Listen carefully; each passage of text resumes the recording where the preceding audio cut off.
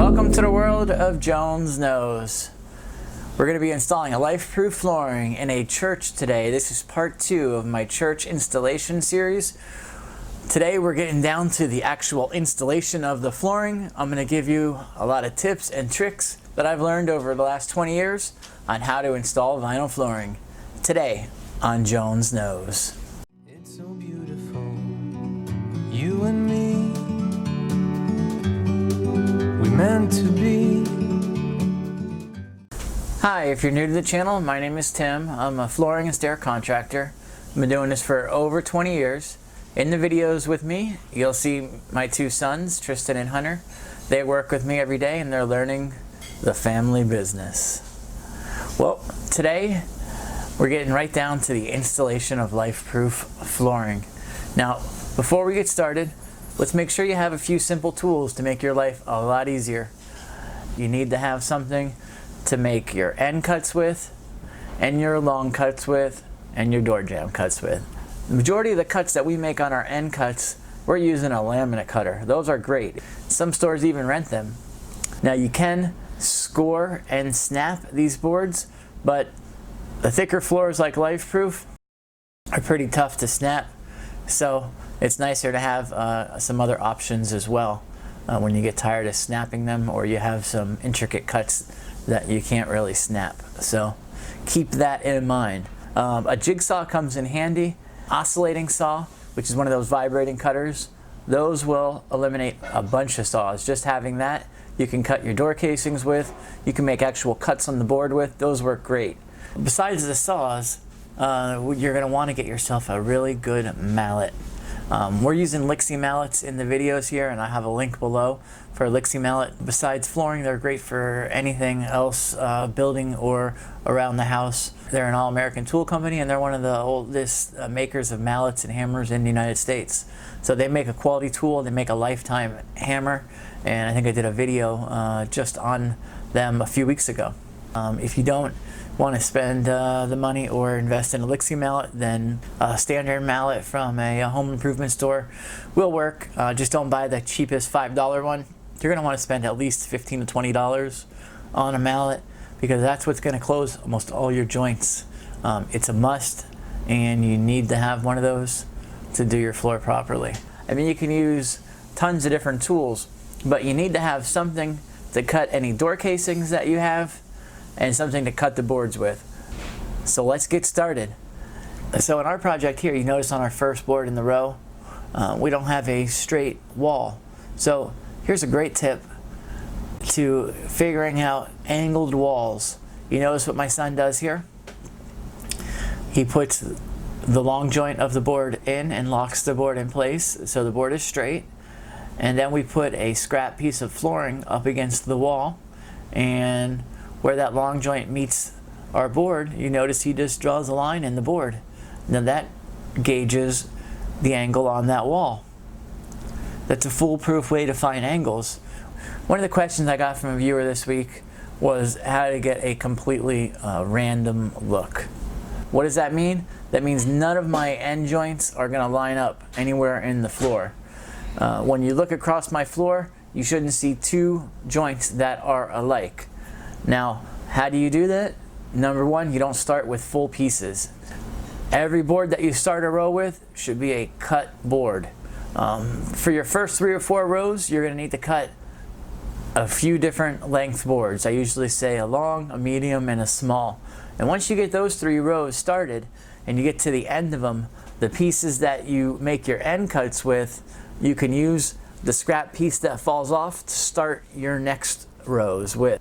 So by using the leftover piece from your last cut in the row as your starting piece for the next row, it'll give you a random size piece every time and keep your floor looking completely natural and random. This will also save you time because you're making 1 cut for 2 pieces, and it'll cut down your waste. So besides saving you time, it'll save you money. So one of the biggest patterns that drive people crazy is an H-joint pattern, which is where you have a whole board and then you start your next row with a half a board. A whole, a half, a whole, a half. makes what's called an H joint. When you look at the floor, it looks like the letter H. That is a big no-no. I had an installation last week. If you're familiar with the channel, my channel here, you'll see we had a nightmare laminate installation video where the company that was started their laminate floor in an office building, they were fired because they caused the water damage, and they laid a pattern throughout the whole floor that just drove the building owner and the tenants crazy. They laid that H joint pattern. So we had to go in there, we had to remove all the flooring, start over again. People hate patterns. Patterns don't look right, and they also affect the warranty on the floor sometimes if you put your joints too close together. And what you start the row with is going to continue throughout that row, because with vinyl and laminate, most of them all have one length board.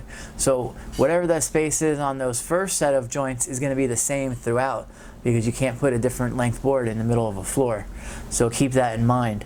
And as you see how we're doing it here when we get started, you see my sons doing that ample amount of spacing between the boards, and you won't see any two joints on our floor line up the same. So as we get started, one of the most important tricks to getting your floor straight and all your joints tight is start with 2 or 3 rows and complete those rows. And once you get those rows completed, you're going to want to screw the floor down to the subfloor. Now, what is that going to do? That's going to keep your floor from moving. Now, you can use a spacer or block if you don't want to put a screw hole through the floor, but if you put it underneath where the trim goes, it's going to cover it, and it doesn't really affect your flooring.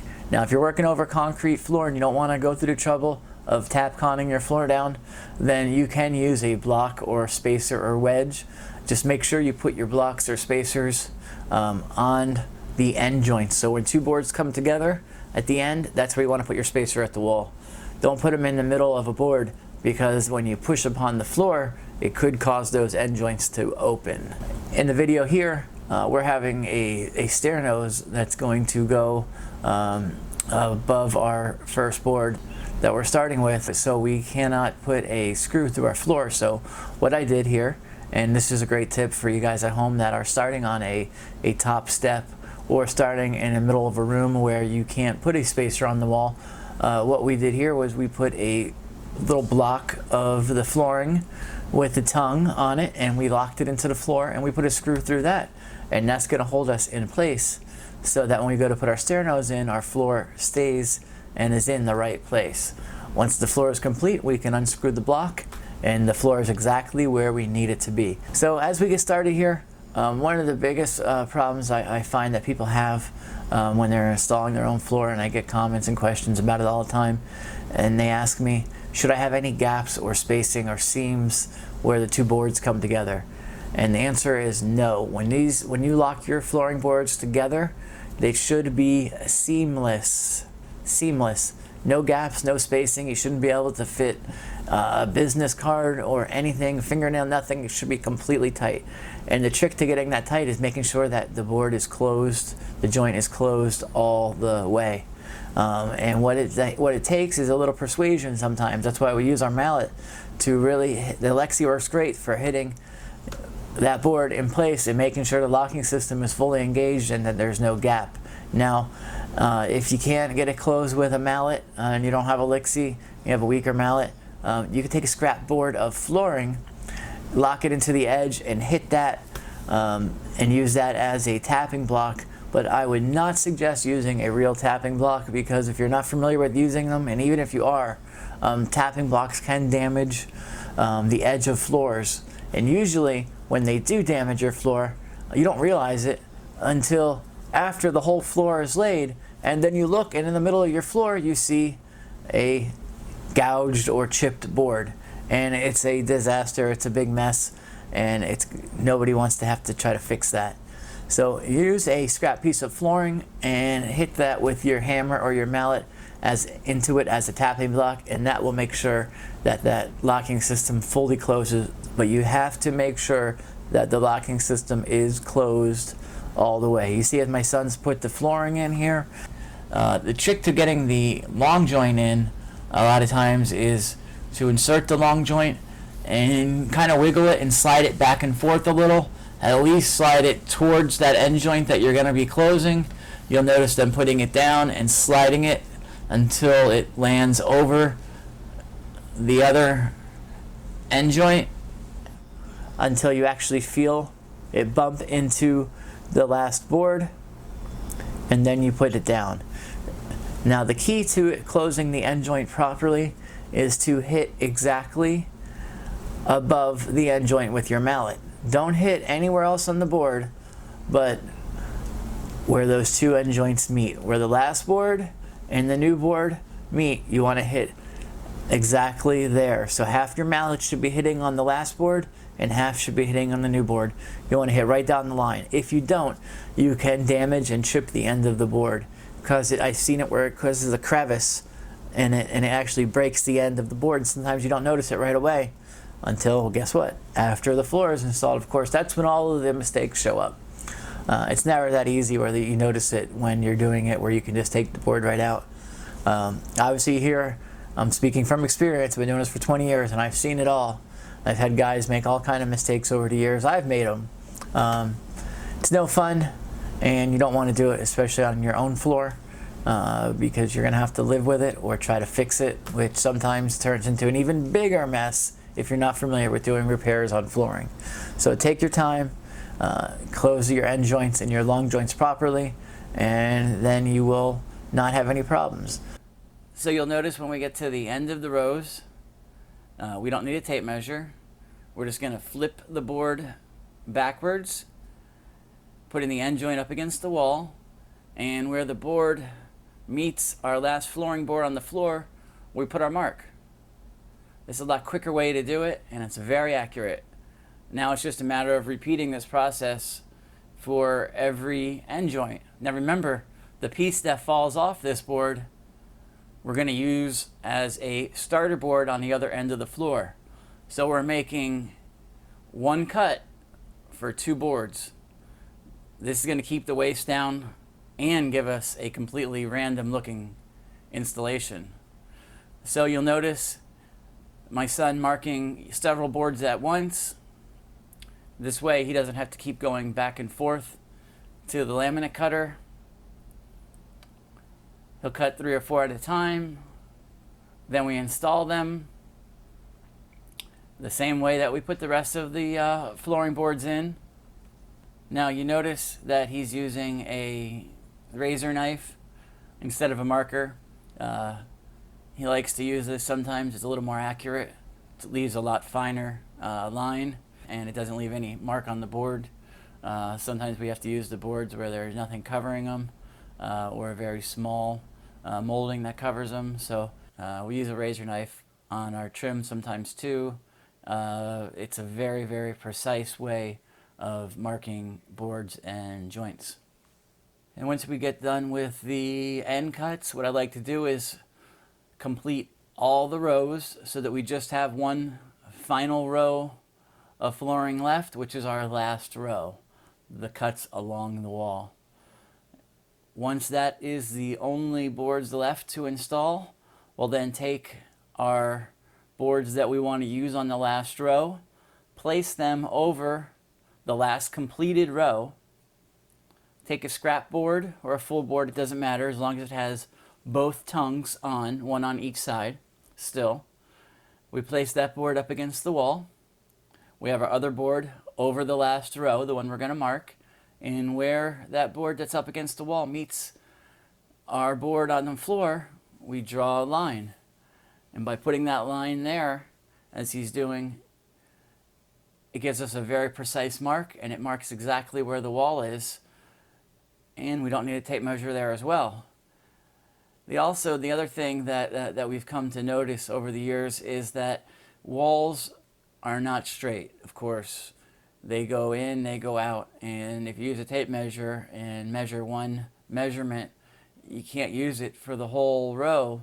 It's much more precise the way we do it, using a marking board and the board over the last board on the floor. So using this system is a very accurate system of marking our boards, and just like the rest of the floor, we'll run it down the row and mark every board, and when we get to the end Same thing, we'll mark it to the width, and then once we have it cut to the right width, we'll flip it, just like we do with all the other end boards, and put our joint up against the wall and mark it where it meets the last board in the row. And that gives us our end board. Installing Lifeproof can be very easy. It's not a hard floor to install, but you have to make sure that you follow some basic steps. Make sure you get your floor started straight, either with wedges or by screwing that first row down underneath the trim. Once you got it going straight, you have to make sure that you get all of your joints closed.